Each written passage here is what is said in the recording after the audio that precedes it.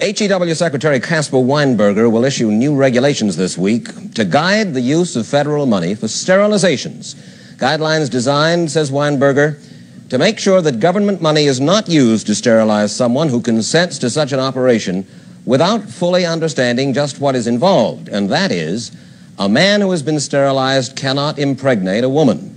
A sterilized woman cannot bear children, although for neither are the pleasures of sex diminished. The new guidelines are prompted by charges that federal funds were being used to sterilize persons without their consent, retarded people, poor people, especially those on welfare. The whole business of sterilization stirs up memories of a quarter-century ago. The Nuremberg trials after World War II shocked the world as details of Nazi Germany's eugenics policies were documented, disclosing how compulsory sterilization was used by Hitler and Goering to pursue their concept of a master race. Well, now, only a quarter-century later, the idea of compulsory sterilization is getting attention again as one possible solution to assorted problems in the United States.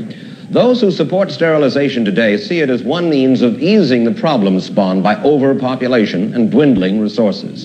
It is not a question of improving the breed, they say. We just don't want so many babies, especially not so many among the poor, and certainly not babies born to mental defectives. They point out that we already have 6.5 million retarded, that almost 8 million children have to get financial support from the government, and that we cannot afford more. At least that is the view of some who have studied sterilization for a long time. One such is Dr. H. Curtis Wood of Philadelphia. He has been an obstetrician and gynecologist for 40 years. I can see the day coming where if things continue to deteriorate, such as the energy crisis and pollution, all these other things, where the American people themselves will decide they've got to limit their growth rates, and they will perhaps insist on the government passing a law which says no one, rich, poor, black, white, intelligent, retarded, whatever, no one can have over 2 children. About half our states have laws authorizing compulsory sterilization for persons classified mentally defective. And now some state lawmakers see compulsory sterilization as a partial solution to the welfare problem. Not one of the half-dozen states where such a law has been proposed has bought the idea yet. But that does not deter new sponsors. One of them is Gene Damschroeder, Ohio's state Republican representative. If a woman has more than 2 fatherless, illegitimate children, Right. then, and she puts them on public welfare, that you and I got to pay the bill, then she has to submit to sterilization. And so you're saying to those that are getting the free ride, if you have illegitimate kids, or if a father walks away from his kids that he's fathered, sterilize them. Yeah, if he doesn't take care of it, if he doesn't want to take care of his responsibility in this world. Sterilize the man, sterilize the woman if she's had more than 2 illegitimate children. Right. If she's on welfare. Absolutely, if the government pays the bill. This is not a racially aimed bill. No, negative. Oh, no. No, we have more whites in the problem than we have blacks. More whites on welfare. I'd say so. And more illegitimate children being born among welfare whites than blacks. Because there's more of us. I see. So the problem is not... It's not a racial problem. Other states have tried similar legislation, but they got nowhere. So what makes you think that this kind of bill is going to get any place here in Ohio? I think I might be a couple years ahead of time on this. Memorial Baptist Church in Aiken, South Carolina. Last summer, an Aiken doctor was accused of refusing to deliver a child to a white woman on welfare because she wouldn't consent to being sterilized after giving birth. In Aiken, the Reverend Clinton Henderson. Many taxpayers are beginning to raise the question of whether they should be compelled to support children for others when they cannot have more children themselves because of their inability to support them. We may well come to the day when government must legislate the number of children that a person can have because it's necessary for the well-being of society in general. If individuals will not act responsibly, the government has an obligation as God's instrument to enact laws in this area. It may be that the government will have to pass some type of laws concerning the fact that there has to be some type of contraception used or sterilization or other means to control this issue. 100 miles away, the Bethlehem Baptist Church outside Kingstree, South Carolina. A Sunday afternoon meeting in the heart of Williamsburg County, said to be the blackest and the poorest county in the state. The speaker is Bob Woods, a member of the South Carolina House of Representatives. For justice. And everybody who says that they're against people being born now, let those who said go and do something. Let them leave the world. Let them leave the world.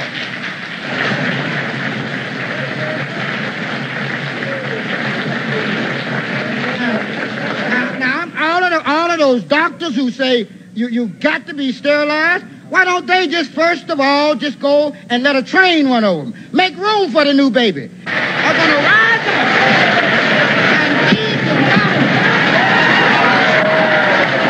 Less emotional, perhaps, but equally opposed to the idea of involuntary sterilization on any grounds are such diverse groups as the Roman Catholic Church, the American Civil Liberties Union, some fundamentalist Protestant churches, and the Women's Liberation Movement. Ms. Brenda Fastow, a Harvard Law School graduate, is representing Nile Ruth Cox in the sterilization suit against the state of North Carolina filed last summer by the ACLU on behalf of Ms. Cox. When they performed the sterilization operation on you, after you had your child, Right. what did they tell you? She says to me, it's a temporary tubal... Ligation? Yes. Temporary tubal ligation, which means, of He course... said, I can have more babies. Did they tell you at that time that they were regarding you as a mental defective? They didn't say anything to me about mental defective. I didn't see no kind of other doctors, no angelical board, no nothing. I didn't see nothing. Only the doctor and his caseworker. They never took me in front of no people. Miss Cox, sterilized at the age of 18 in 1965, after the birth of an illegitimate daughter, is still angry at what happened. I want to say one thing. I am not mentally defective. I am not stupid. I have all my faculties. I have held a job for 5 years at Hempstead General Hospital. I have no problems. And I don't see why, how can the doctor say that I am mentally defective? He has no reason to say this. You had one illegitimate child, right? Your family was on welfare, right? And they told you that if you didn't have that sterilization or that operation, they would take all of you off welfare. They is gonna punish my family for what I did. Miss Cox agreed to the sterilization because she claims a county caseworker kept threatening her and pressuring her. God put woman here to have babies. God didn't put woman here to say, for other people to say, you have 2 illegitimate children, you can't have more. I'm gonna put you in the hospital and stop you from having more kids. Ms. Fastow, the way I understand it, both the women's movement and the ACLU are unalterably opposed to compulsory sterilization on anyone, right? Compulsory sterilization. I can only speak officially for the American Civil Liberties Union. I would say the women's movement is so big and diffuse that anything is possible. But basically, we are absolutely unalterably opposed to forcing any woman to be or man to be sterilized against her or his will. Well, doesn't that position deny the fact that there are some people who are just incapable of taking care of themselves and their children? It understands that in order to be able to allow a sterilization to be performed on any person, that person has to be able to give competent, voluntary, and knowledgeable consent to the sterilization. But what if that person is not competent? Then our position is that the possibility of abuse is so great that it is worth it not to sterilize the person, worth it to society, worth it to the person. Even if a person is mentally defective? Absolutely. And you acknowledge that he or she is? The standards for mental defectiveness are so different in each state and are absolutely unable to be put into one category. There is no one standard, that it's really impossible for us to conclude that any individual is mentally defective. There's no agreement on that subject at all. Dr. H. Curtis Wood again. Now, I think the retarded, if you like, have a right to live as normal a life as possible, which will include as normal a sex life as possible. You just don't think they should reproduce? Precisely, for the simple reason that they are not qualified to be parents. And I think it's interesting in our society, we demand qualifications for everything. To be a doctor, to be a lawyer, to be a pilot, you know, almost anything, a plumber and so on. But not to be a parent. Which is the most difficult job in the world, in my opinion, to be a good parent.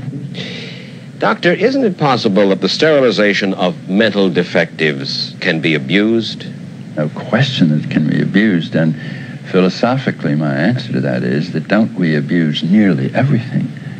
Many of us eat too much, many of us smoke too much, we drink too much. Yeah, but that's we drive too fast in our car, we abuse automobiles. So because something that's not can the be same. abused is no reason for doing away with it altogether or being against it. I know, but that is hardly the same. Smoking or eating too much is hardly the same as depriving a woman of her God-given right. Well, it's not a question of God-given right. Yes, God-given right, if you will. Okay. If she wants to have babies and she's willing to have them, and some social engineer, doctor, who knows, comes along, decides that he doesn't like poor folks or inferior folks or black folks or spotted folks or people whom he regards as beneath him or somehow inferior, he's going to tie their tubes. That's a lot more serious than smoking too much or eating too much. It is. I was getting to the... I admit it can be abused, and my point is, can't everything be abused? And because we kill 4,000 of us with automobiles, nobody says, let's not have automobiles. What is wrong with limiting the size of a family? What's wrong with that? The only thing that's wrong with it is that it assumes that the basic decision about the size of a family is something that the state can determine and that the individuals don't have the right to determine. And I think we have seen in Supreme Court decisions that the right to have a family and to bear children is a fundamental right left up to the individual in this society. Well, I suppose it's another case of private right versus public good. Private right versus public right is perhaps a better way to phrase it, because I'm not sure that the public benefits by ever depriving the individual of the paramount decision-making power. Society has rights, too, and the taxpayers have rights, and that it is not fair and not suitable or not appropriate for an individual to go ahead and have 10 children when they can't even feed one. Would you favor passage of a law that says that after a woman has had 2 illegitimate children and she is on welfare, she should be sterilized compulsorily? I probably would go along with it, but I wouldn't push it, because I think that if they're offered this on a voluntary basis, enough of them would accept it so the compulsion wouldn't be necessary. And you're saying that if a woman is on ADC, if she is on welfare and she has kids and she continues to have kids, whether legitimate or illegitimate, if she's on welfare, we, the government, somebody should seriously think about sterilization. Yes, and I think it should be phrased a little differently. In other words, we would give her a choice, freedom of choice. Do you wish to continue getting your check from the taxpayers year after year after year, or not? Now, if you don't and you want to support yourself and get off welfare, then okay. But if you expect to get your check year after year, you must cooperate and be willing to have your tubes tied. Do you think that a woman who is having illegitimate children has the right to keep on having children and have them supported by welfare? I wouldn't say that she have the right to keep on having kids that she can't support. But I still say that they don't have the right to do this. They could say to her, okay, you're going to have these kids. You're going to have to make a way to support them. You're going to have to find a way to support them. Or you're going to have to take something, if you want to have fun, you're going to have to take something so you don't have so many babies for welfare to take care of. How has the sterilization affected your life, Ms. Cox? I was engaged before. I explained to him what happened to me. What, to your fiancé? Yes, what happened to me. It was not my fault, you know, that this happened to me. But explain, I don't know if I can have more kids. The doctor said I can't have more kids. He says to me, okay, that's all right. But then like a couple, I say a month, it's like drag, slowly say, you know, goodbye. He is slowly saying goodbye to me. To finally he says, you know, I think we better call it off. Why? Because he want a family. He don't want a half a woman. He want somebody who can produce him with children. At least one of his own. All right. An illegitimate child is a child that comes with a test tube. All right. You got your child the way you were supposed to get it. All right. You see, remember this. Where there is no people, there is no population. That's all right. Where there is no population, the black man gets no vote. No vote. You got me elected into the House of Representatives by majority vote. And Williamsburg County has overcome. Yeah, all right. And I'll tell you how you want to overcome, how to do it. Yeah. You want to overcome? Yeah. Just go ahead and have your babies. We shall overcome. We shall overcome someday.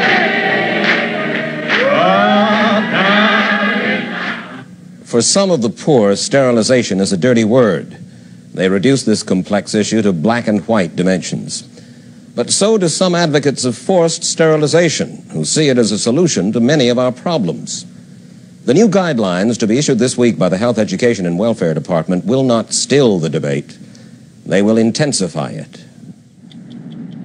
The first state official arrived this morning to begin an investigation of charges arising out of the sterilization of women on welfare. Dr. C.H. Pierce, usually off on Thursdays, was waiting in his office with his attorney, who told newsmen to leave. More officials, including one from the State Attorney General's office, arrived to look into charges that pregnant welfare women were told they should be sterilized to save taxpayers' welfare money. As newsmen waited, the Reverend Clinton Henderson stopped by, saying, "Why don't you fellows lay off? These are doggone good doctors." How do the people in your parish feel about these doctors? I'd say 90% of my people would agree with them. Hospital records show that 67 Medicaid patients were sterilized here during the past 2.5 years. Many of the townsfolk approve of limiting the size of welfare families. They see it as a local physician's duty to help ease the welfare burden. Last week, a woman pregnant with her 5th child complained that she was refused treatment because she declined to be sterilized. After that complaint, 2 other women have come forward. Mrs. Dorothy Waters had 6 children when her husband left her 4 years ago. Last year, pregnant again, she went to Dr. Pierce. Sterilization was suggested early in her pregnancy, she says, but she charges it wasn't until the week before delivery of this baby that Pierce applied pressure. He said, "Listen here, young lady." He said, "This is my tax money." And he said, "It's paying for this." And he said that I am tired of these ladies going around here having these illegitimate children. And he said that my tax money paying for it.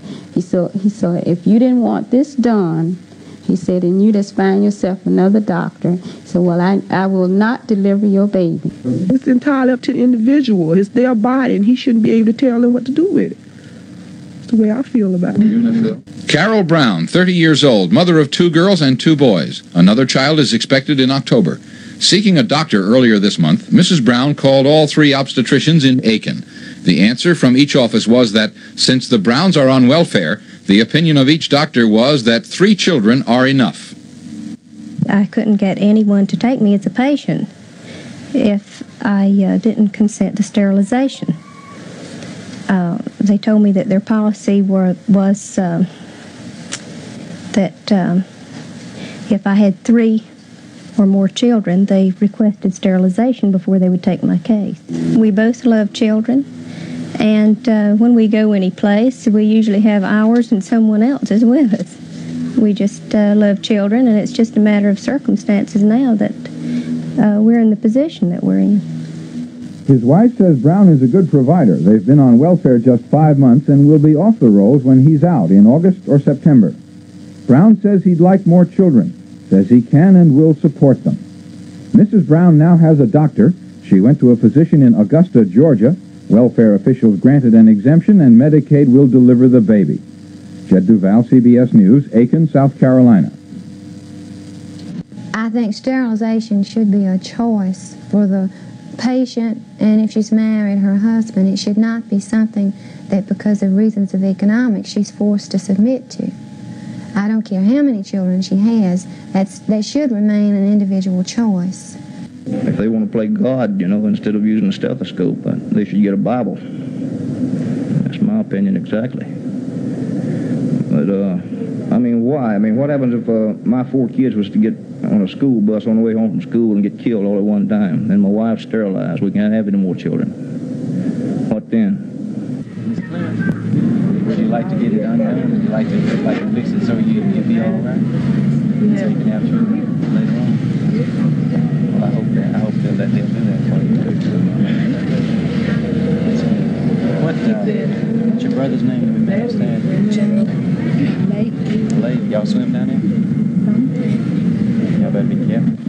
Minnie, did you want to have the operation? No, sir. Do you want to have children? Yes, sir. Was it embarrassing for you when you went back to school? I don't think so. Yes, sir. How did you feel about it after the operation was over and you had found what they'd done to you? I felt bad. I felt kind of bad. After I got through taking the operation, it was sore a little bit. When I woke up about 4 o'clock that evening. Then when I felt the pain, it was pain. And then she came in and gave me a shot. Gave me 4 shots. Did they ever tell you what they were doing to you? No, sir. Did it hurt you?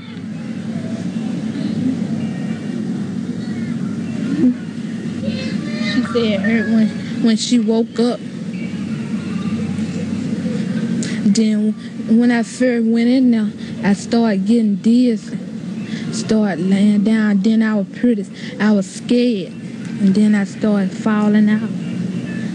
Why were they giving you the shots in the first place? It's keeping us from having children.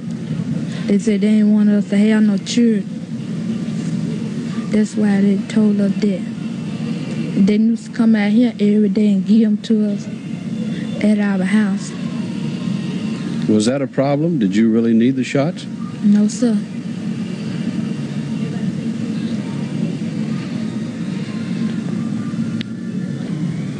No, sir. They told me for keeping having children. That's all they told me. They ain't said nothing else about it.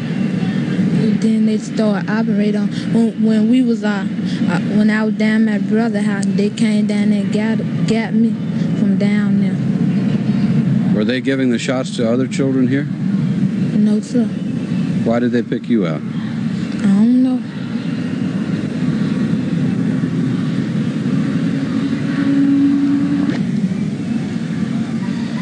If the lady told you that the shots were to keep you from having children and there was no problem, why did you agree to it? I don't know. Were you frightened of the lady? Yes, sir. Why were you frightened?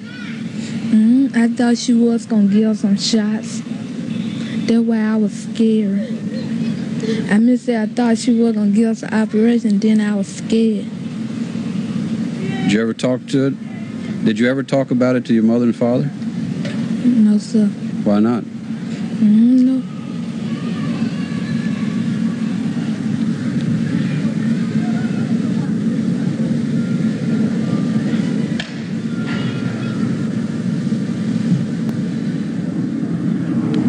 Minnie, do you know what they did to you when they operated on you? No, sir. You still don't know today what they did to you? No, sir. Can't have children?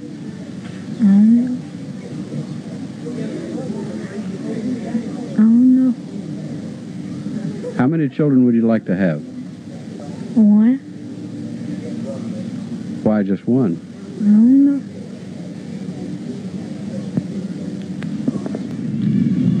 Did you know what they were going to do to you?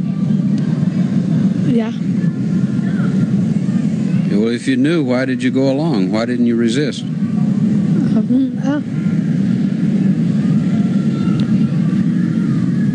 Mr. Dees, what's the real significance of this lawsuit? I think the significance of it is the method used for birth control, particularly where it involves poor people, in particular poor blacks. There are much less drastic means of population control and birth control than permanent sterilization. What about these people here? David, these people are so used to having white people come up to them and say, do this, do that, or do what.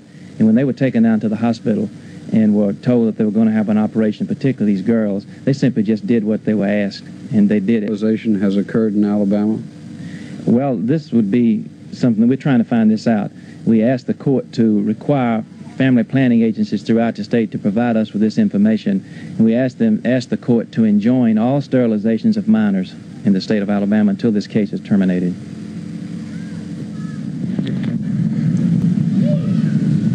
Why do you think they did it to them? I didn't know. I wasn't even at home. When I come back, they had done carried them down the hospital. That's all I know. I didn't know what they was going to do to them. They said it was going to give them shots. But I didn't know what happened. After then, they had to operate on when I know. You didn't want the operation? No, I didn't want the operation. Because so they didn't have some children. Mrs. Ralph, what did... Come that Monday and told me they was going to take them down and give them shots. What do you think about what has happened? I don't think about that until I know them things. They had them get operate on them. I went back up there the next morning. Do you want them to have children? Yes, and I want them to have children.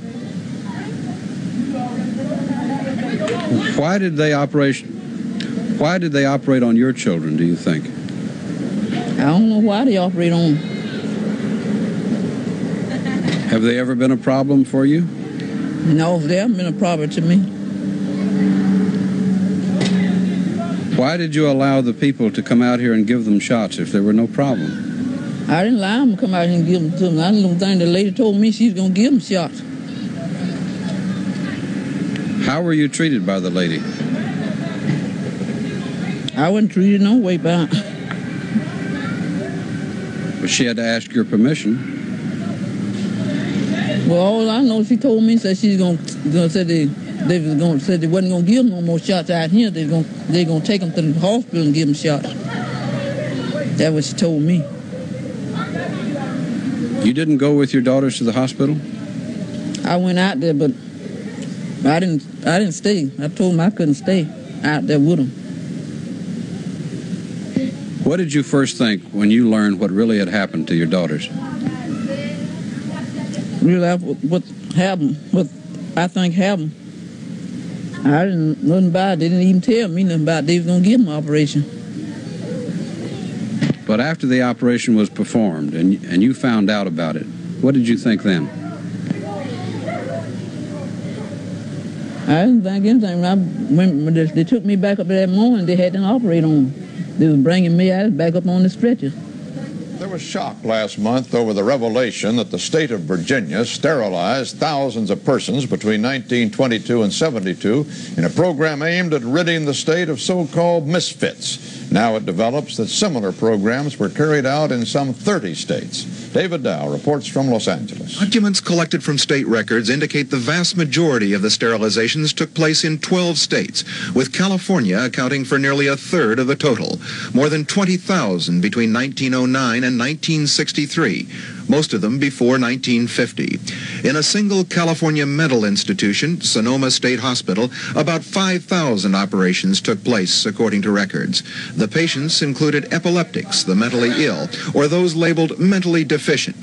It may seem ludicrous to us now, but at that time, people believed that those kinds of behavior patterns themselves were things that resulted from your genetic past.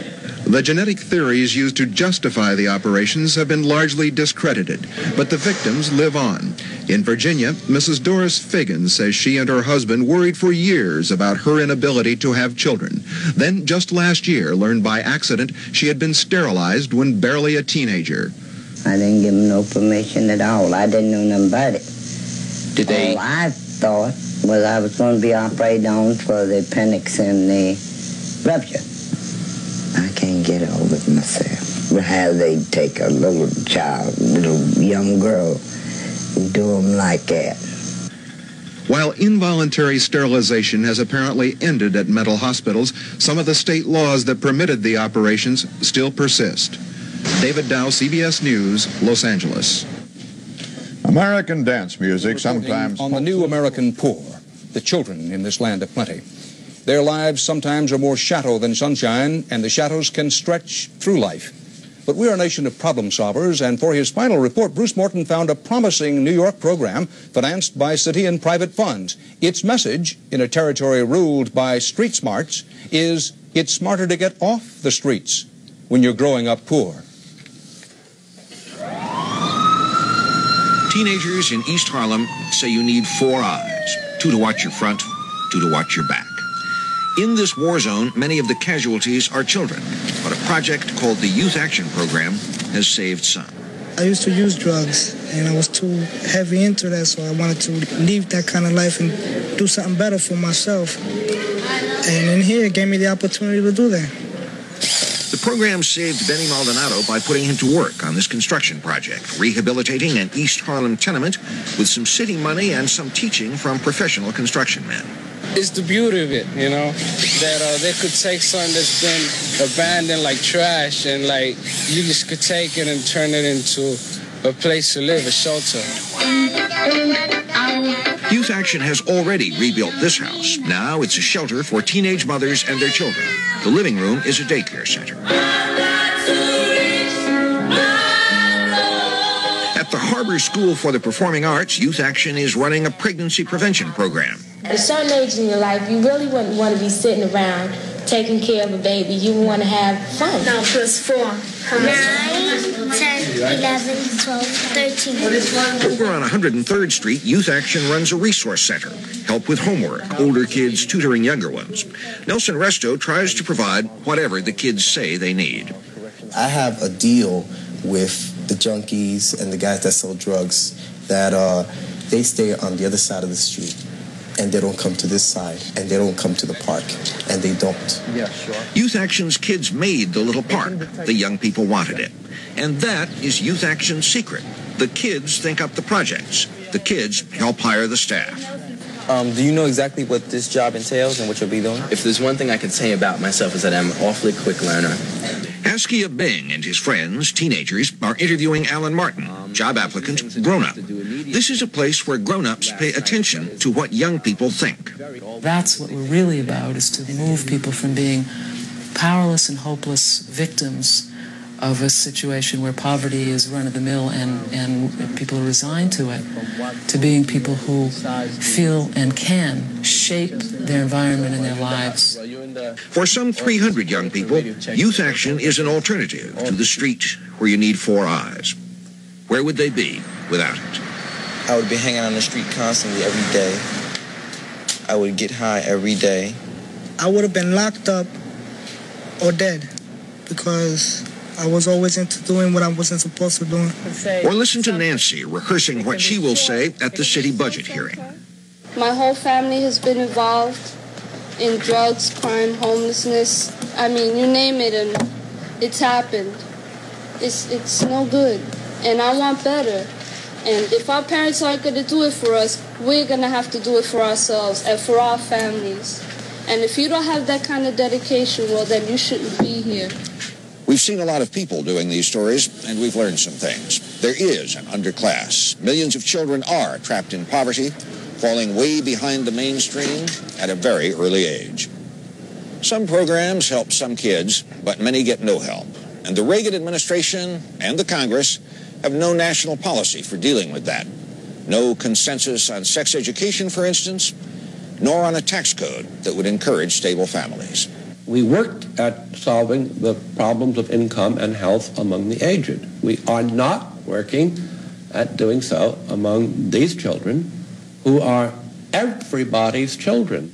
We really can't afford as a nation to have 1 in every 4 of our young people at risk of not functioning in the future. You gotta go home with your left. Your right. Sound off. 1, 2. Youth Action's Cadet Corps won't all go marching into a happy future.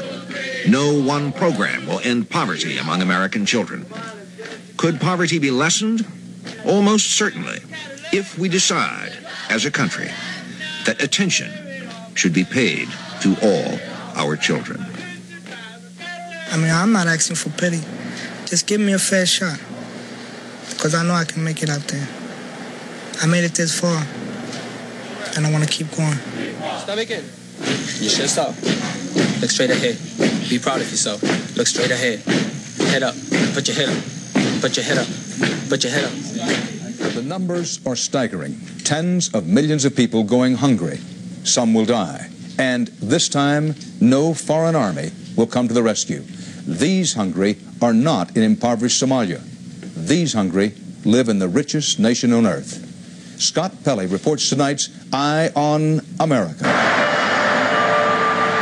Jeff and I will go without food before the kids will. We'll make sure that they have something to eat. A working-class neighborhood in Moline, Illinois. Okay, drink your milk up and eat your toast. I know I probably should eat, but if the food's not there, then their first priority. Jeff and Dee Kettler have stopped eating breakfast and lunch to make sure there's enough for their 4 children. Jeff was laid off in October, and now his is one of a growing number of American families suddenly hungry. I get stomach aches if I don't eat or anything until supper time. How does it make you feel that Mom and Dad aren't eating all the time? They don't eat lunch if there's not enough food, but they eat supper all the time. Not if there's not enough food for supper. That's the picture of hunger in America. This is where hunger is growing among intact 2-parent families. Larry Brown wrote a report for Congress that estimates 30 million Americans are not getting enough food. Hunger is no longer confined to Appalachia or to Indian reservations. Hunger in America is a silent epidemic. From repossessed farms to shuttered factories, many Americans are refugees of recession, the ranks of the hungry growing by 1 million a year. In New Orleans, many patients in children's hospitals suffer malnutrition from disease, others from lack of food. Sometimes if family give them the right diet, they still don't gain weight, and then someone will walk into the room and find out that parents are eating the child's tray because they don't have enough food at home, or, and then they eat the child's food, and we think they're getting the calories, and they're not. Hey, all gone. These children do not have the same IQ. They are more disruptive in school. They're less well behaved. There's a significant impact as far as the development is concerned. You don't often hear about hungry children in the U.S. starving to death. That's because disease kills them first. Malnutrition weakens the immune system, so these children often die of infections like pneumonia or the measles. It is a toll that is growing as hunger spreads. Today in New Orleans, half the residents are on food stamps. You got 1 can of beans, can of carrots. Patricia Delmore tries to feed 3 daughters on food stamps, but like most families, she finds the monthly stamps last only about 3 weeks. You are out of food. Mm-hmm. What would you do if it wasn't for the food bank? I don't know what I'd do. Starve, I guess. Emergency food banks help, but most are so strapped themselves, recipients are allowed to come back only once every 3 months. That's the food bank's procedure. Does that even begin to cover the problem?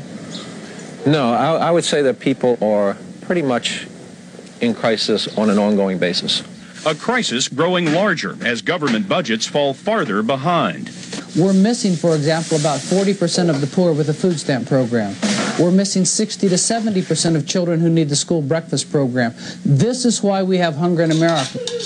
At night, Jeff and Dee prepare their first meal of the day. This month's food stamp groceries are in their 3rd and final week. When Jeff and I go without, we hit bed early and try not to think about ourselves. We always get a glass of milk. If we're out of milk, we don't get anything but a glass of water. But to me, I don't like that 4th week. I hate the 4th week. This month, the 4th week includes Christmas. Shelley is asking Santa to help Somalia, even as her own family joins the quiet struggle with hunger at home. In Moline, Illinois, Scott Pelley for Eye on America. And that's part of our world.